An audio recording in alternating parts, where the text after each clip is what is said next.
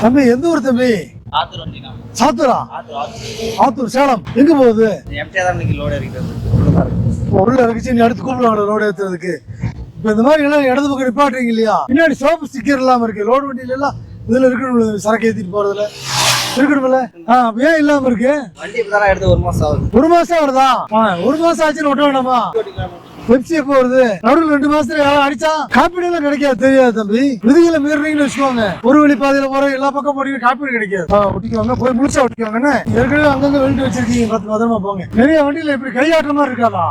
நீங்க அடுத்து போறப்போ முந்தி போறப்போ கையாட்டுற மாதிரி இருக்குதா? அது மட்டும் இல்லாம இருசக்கர வாகனத்துல வந்து இங்க தட்டுமா தட்டாதா? சில பேர் எதுக்காக வர்றாங்கல்ல, எதுக்காலையோ முந்திரப்பியோ கட்டடிச்சு போவாங்கல்ல, அப்ப தட்டிச்சு என்ன அவங்களோட நிலைமை யோசிப்பாங்க. உள்ள எழுதுருவாங்க தம்பி. ஆனா கழட்டு முன்னாடி பம்பர்ல கட்டிக்க. சரியா தம்பி? விபத்து நடந்ததுக்கு அப்புறம் பாதிக்கப்படுறது நீங்க தான். வண்டி உரிமையாளர் வரமாட்டாங்க யாருமே. ஏன் தம்பி இது கட்டணும் அப்புறம் கேள்வி வைப்பாங்க. ஏன் நம்ம ஊர்ல வந்து நடந்ததுக்கு அப்புறம் தான் குட்டானதெல்லாம் வரவங்க போறவங்க சொல்லுவாங்க. யோசனை நடக்கிறப்ப யாரும் சொல்ல மாட்டாங்க.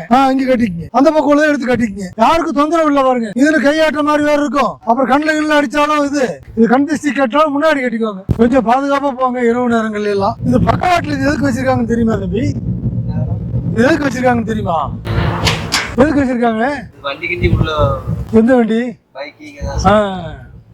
ஏன்னா இருசக்கர வாகனம் வர்றாங்கன்னு வச்சுக்கோங்க, திடீர்னு எங்கேயாவது நம்ம உள்ள வரக்கூடாது. உள்ள போனா அவங்க வீடு கடியில சிக்கிடுவாங்க. அதுக்குதான். சரியா தம்பி? அவ்வளவுதான். இப்ப பாக்குறதுக்கும் நமக்கு வந்து கண் திஷ்டியும் ஆயிடுச்சு, மக்களுக்கும் பாதுகாப்பு ஆயிடுச்சு. அவ்வளவுதான். அருமையா போயிடுச்சு இல்லப்போ. சரி தம்பி, பத்திரமா போங்க.